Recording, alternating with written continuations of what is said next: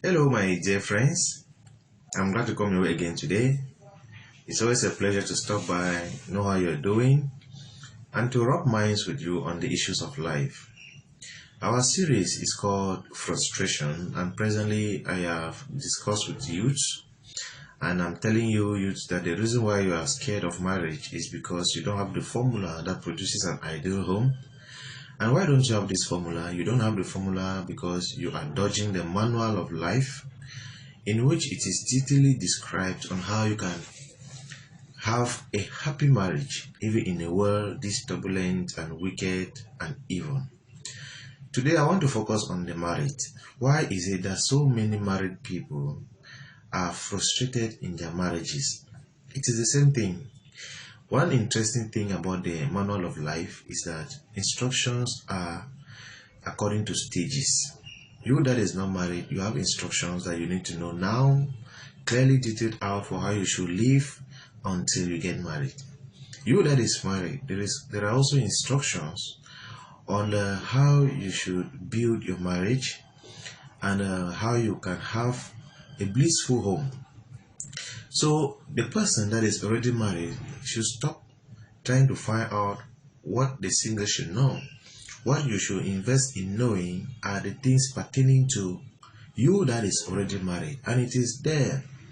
A home, basically, assuming there are no children, is between a husband and a wife, a male and a female, right? You need to find out, if you're a female, what are the roles of a female in a marriage. And if you are a man, you need to find out what are the roles, the responsibility ascribed to the husband, and ensure that you play them. During my own personal research, I came across Ephesians chapter 5. And this scripture is quite interesting to me. Why? Because when you go into that scripture, you see how the different roles are well spread out, right? It says to the woman, submit to your husband. And it says to the man, love your wife. The roles are spread out, and you can go into details to find out all the different ingredients that are inculcated into each of these roles. As a husband, what is my role? To love my wife, right? How? There's a reference. As Christ loved the church. So I have to go and find out how Christ loved the church, what he laid down for the church, how he understood the church, how he bought the church. I need to go and find out what is the church first. The church is not perfect, so your wife is not perfect. But how did Christ manage all these imperfections? I need to find out and then copy it in my own way of treating my wife. That is so much of a responsibility for the husband. But if you are not interested in doing that research for yourself, it is clear that you are not going to be a good husband. It is very, very simply clear. And then when you do that research, it becomes your only singular role in that marriage. What is my responsibility? Loving my wife as Christ loved the church, right? Loving my wife as Christ loved the church. So I have to do a lot of research on the relationship between Christ and the church and make it my relationship between myself and my wife. And if you do that, you are going to see the result. But now, this is the trick. Many people don't do it because they are waiting for the woman to do their part before they do theirs. That is where you fail. The woman is supposed to submit to the husband as unto Christ, right? So the woman has a responsibility on researching on how to submit as unto Christ, as unto the Lord. That is all you live for. That's all you research on, and that is what you practice. So for me, what I do is, I don't care what my wife does. I don't care whether she submits before I do my role. When I wake up every day, I only think of how can I be like Christ to my wife?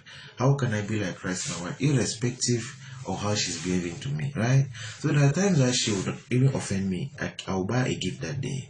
Not because she pleased me, no, but what she did was not what I expected. But I have to behave like Christ irrespective of how she behaves. So many people don't practice this simple formula that I discovered in Ephesians chapter 5, that it doesn't depend on what you do to me, but I have to play my role despite your attitude, despite what you have done.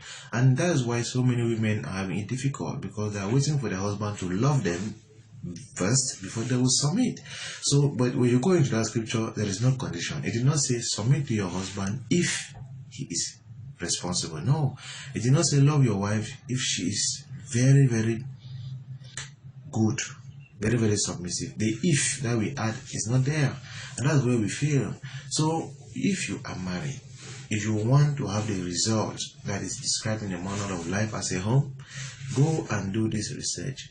And those that are frustrated, I can tell you, even from multitude of work, counseling that I've done with people, that the only fundamental reason is that they are not following the manual of life in the area of home, marriage. So I wish you all the best as we explore this with the marriage, for those that are already married.